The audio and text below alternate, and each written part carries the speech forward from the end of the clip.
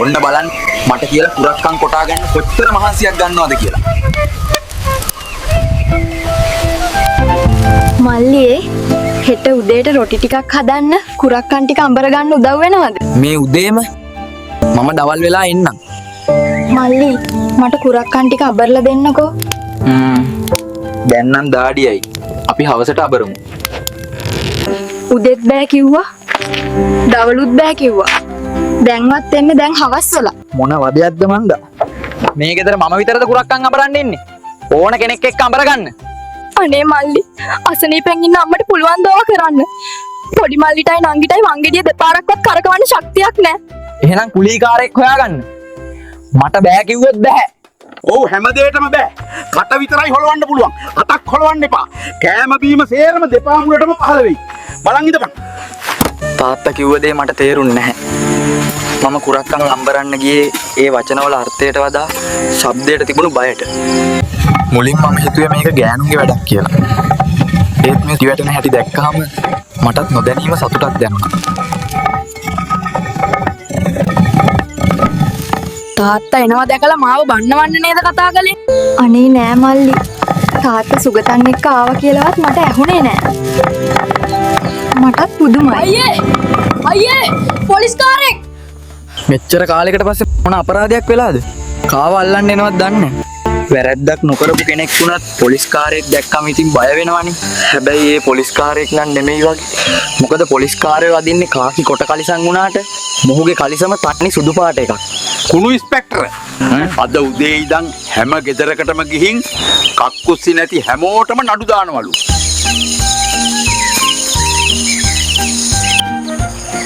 කවුද මේ ගෙදර ගෘහමූලිකයා? කවුද මේ ගෙදර ලොක්කා?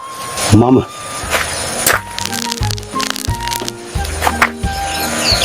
මොකද්ද නම? හේරත්. හේරත් කියන්නේ මොන හේරත්ද? වාසගමක් නැද්ද? පටබැදිගේ හේරත්. මේ ගෙදර වැසිකිළියක් තියනවද? මේ ගෙදර කක්කුස්සියක් තියෙනවද? නෑ. සුමාන දෙකකින් වැසිකිළියක් හදන්න ඕනේ. නැත්තම් නඩු දාලා උසාවි ගෙනියනවා. මෙතනින් එහාට තවත් දේවල් තියනවද? ඔව්. පල්ලෙහා වෙල්ලයායට එහායින් තවත් ගමක් තියෙනවා. ඒ ගෙවල් වලට වැසිකිලි තියනවද? එහෙම දෙයක් ගැන අහලවත් නැතුව ඇති. කොහොමද හෙට යන්නේ? ඇලට උඩින් ඒ දණ්ඩක් දාලා තියෙනවා. ඒක දිගේ යන්න ඕනේ. දැන් හවස් වුණා වැඩි. එහෙට වෙන දවසක යනවා. ඔහු ගියාට පස්සේ අපි හැමෝටම නිදහසේ හුස්ම ගන්න පුළුවන් වුණා. කුණු ඉස්පෙක්ටර් තිකෝනිස්කාරයාගේ ගෙදෙට්ට ගිහින් ඇහුවලු කක්කුස්සියක් තියනවද කියලා. මේ ගෙදර කක්කුස්සියක් තියනවද? අනේ බුදු මහත්තයෝ මෙහෙ මොන කක්කුස්සිද? කෙල්ලේ වතුරු පනිට්ටුවක් ගේන්න. ඒ වතුරු පනිට්ටුවත් අරන් ඔන්න ඔතනින් ඔය බැද්දට පාත් වෙන්න. මිනිහට තරහ ගිය පාර එවෙලෙම නඩු දාන්න නම ලියාගෙන ගියාලු.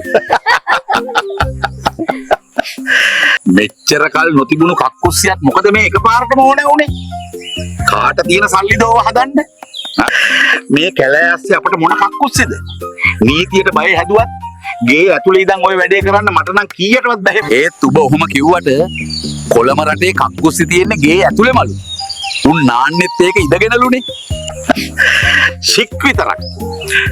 ගද ගහන්නේ නැද්ද දන්නේ නැහැ ඌ. අපේ ගෙදරටත් ඒ දණ්ඩකින් ගොඩ වෙලා එන්න තිබුණා නම් කිසි ප්‍රශ්නයක් නැහනේ.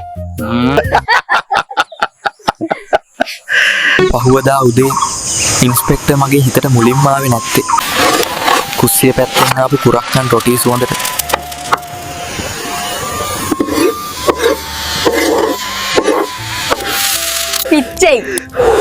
පිච්චෙයි කලබල නැතුව ඉන්න. කුරක්කන් අඹරන්න අය නැතුවට කන්න අය නම් ඕනෑ තරම් ඉන්නවා. කාට තියෙන සල්ලි දෙයක්ෝ? තියෙන දෙයක් විකුණලා හරි සල්ලි හොයාගන්න කියමුකෝ. කෝ ඉතින් බාස්ලා. ටික දවසකින් මුළු ගමම එකම වැඩබිමක් වුණා. හැම ගෙදරකම වැලි, ගල්, සිමෙන්ති ගොඩ ගැහුණා. අපේ ගෙදරටත් බාස් කෙනෙක් ආපු දවස අපිට හරිම විශේෂයි. මායි මල්ලි නංගි ඔහු කරන ඒ වැඩේ දිහා පුදුම වෙලා බලාගෙන හිටියා.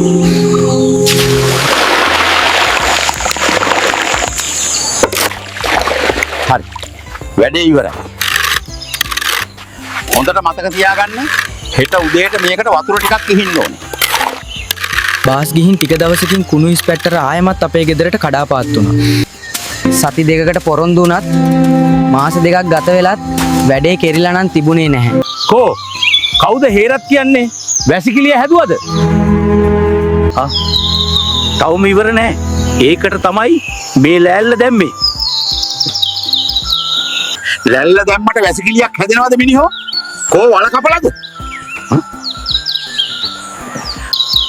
අනේ ආයිබෝන්ඩ මේ දවස් ටිකේ එක දිගටම කුඹුරු වැඩ. ඒ නිසා ඉවර කරන්න බැරි වුණේ. ඔයා ගිහින් කියනවා උසාවියට. තව සති දෙකකින් ඊපහු වෙනවා. එදාටත් වල කපලා නැත්තම් බලාගමු කාටද වරදින්නේ කියලා. ඇත්ත නේන්න හැම කෙනාම ලී දාන නිසා දැම්ම මිසක වලක් කපන්න ඕනේ කියලා මට මතක් වුණේ නෑනේ. වැසිකිලි හදන්න පටන් ගත්තේ නැති ගොඩක් ගෙවල් වලට නඩු දාන්න ලියාගෙන ගිය නිසා තාත්තා පහුවදාම වලක් කපන්න පටන් ගත්තා. හැබැයි සෞඛ්‍ය පරීක්ෂක සති දෙකක් ඇතුළත ආයෙමත් ආවේ නැති නිසා වල හැරුවට පස්සේ වැඩ නතර වුණා. ඒ වුණත් මාස 6කට පසු ඔහු ආයෙත් ආවා. තව සති දෙකකින් වැසිකිලි හදලා ඉවර කරනවා කියලා වැඳ වැටි පොරොන්දු වුණ නිසා අපි බේරුණා. නඩු හබ වලට බය නිසා අවසානයේ ගෙට කිට්ටුව කුඩා වැසිකිලියක් හැදුවා. ඒක මහ ගෙදරටත් වඩා ලස්සනයි. ඊළඟ වාරයේ සෞඛ්‍ය පරීක්ෂක ආවහම අපේ මේ හපංකම දැකලා සතුටු වෙනවා කියලා නම් විශ්වාසයි. ආපු ඊළඟ දවසේ වැසිකිළිය වටේම ගිහින් ඔහු පරීක්ෂා කළා. හැබැයි කියන්න තරම් අඩුපාඩුවක් තිබ්බේ නැහැ. ඒ නිසා අපි හැමෝටම සැනසෙල්ලක් දැනුණා. හැබැයි වැසිකිළිය හැදුවට කවුරුත් මේක පාවිච්චි කළේ නැහැ. නංගී මල්ලී නම් සෙල්ලම් කඩ දාන්න, සෙල්ලම් බත්තු යන්න මේක පාවිච්චි කළා. හැම උදේකම අපි එක එක පැති වලින් කැලෑවට රිංගනවා. එහෙම පඳුරු අතරින් රිංගන අපිට හම්බ වෙනවා නිදහසේ වාඩි වෙන්න පුළුවන් බිම් කඩ. හරිම නිහඬ ඒ පරිසරය. නිලමැස්සන්ගේ රූම් හඬ ඇසුනොත් අපි ඉක්මනට මෙතනින් පසුබසිනවා. පිරිමියා කෙලින්ම ඇලට යන අතරේ ගැහණු අය වතුර පණිට්ටු අරන් පොල්ලතු මැස්ස පිටුපස්ස සැඟුණු බිම් තීරුවට යනවා. තෙන්ට ගියාම ඉතින් එළියෙන් එන කාටවත් පේන්නේ නැහැ. රෑ ගමනට නම් කැලේස් යන්න වැඩි ඕන උනේ නැහැ. හොඳම දේ තමයි පොල් කට්ටක් ගහපු ඉටිපන්ද. ඒක අනිත් පැත්තට හැරෙව්වම එළිය වැටෙන්නේ බිමට විතරයි. එතකොට අල්ලන් ඉන්න කෙනාව පේන්නේ නැති තරම්. ඒ වගේම තමයි ඉතින් ගමේ අයට හුලුවත්තත්. මොකද හැමදාම ඉටිපන්දක් නැහැනේ. අලුත් අවුරුද්දේ අලුත් පන්තියට ගියාම අපිට සෞඛ්‍ය විද්‍යාව කියලා අමුතු විෂයක් ඉගෙනනවා. ගුරුතුමා ඒකෙදී හරි අමුතු දෙයක් කියලා දුන්නා. ඔයාලා දන්නවද ළමයි? සමහර ලෙඩ හැදෙන්නේ මෙන්න මේ ශුද්‍ර ජීවින්ගෙන්.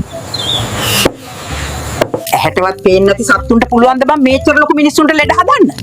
එහෙනම් ඉතින් මැක්කෝ මදුරුව වගේ සත්තු කන තරමට මිනිස්සු ඉතුරු වෙන එකක් නැහැ. එහෙනම් ඉතින් අපිට පෙරේතයෝ කොහොමත් පේන්නේ නැහනේ. ඇහැට පේන්නේ නැති වුණාට පෙරේතයෝ ඉන්නවා. පර්වත වගේ ලොකු. සමහර පෙරේතයන්ගේ ඇඟ කඩු තරම් ලොකු වුණාට කට ඉඳි කටු තරම් පොඩිලු. ඒත් ඉතින් ඒ පේන්නේ නැති සතා පේන දෙයක් කෑවහම ඒ කාපු දේවත් පේන්න බෑ එහෙනම්. පෙරේතයෝ කැම කන්නේ නැහැ. කැම වලට දෘෂ්ටි හෙලනවා විතරයි. එහෙම කරපු කැම කෑවහම තමයි ලෙඩ හැදෙන්නේ. මගේ ප්‍රශ්නය සම්පූර්ණයෙන්ම නම් විසඳුනේ නැහැ. ඒත් අම්මා කියපු දේ ඇත්ත වෙන්නේ නැති කියලා මම ඒ වෙලේ හිතුවා. ඒත් පාසලේදී සෞඛ්‍ය පාඩම දිගටම ඉගෙන ගද්දි තේරුණා වැසිකිලි පාවිච්චි කරන්නේ කොච්චර වැදගත්ද කියලා. එහෙම නැති වුණොත් බැදෙන ලෙඩ ගැනත් තේරුණා. හැබැයි පාසලේ වැසිකිලියක් වගේම කැසිකිලියකුත් තිබ්බට මම නම් කවදාවත් ඒක පාවිච්චි කරලා නැහැ. කොච්චර අමාරු වුණත් ගෙදර එනකම්ම තද කරගෙන ඉන්නවා. විවේකයේදී බෙල් එක ගැහුවාම අපි ඔක්කොම දුවගෙන යන්නේ මුත්‍රා කරන්න කැසිකිලියට.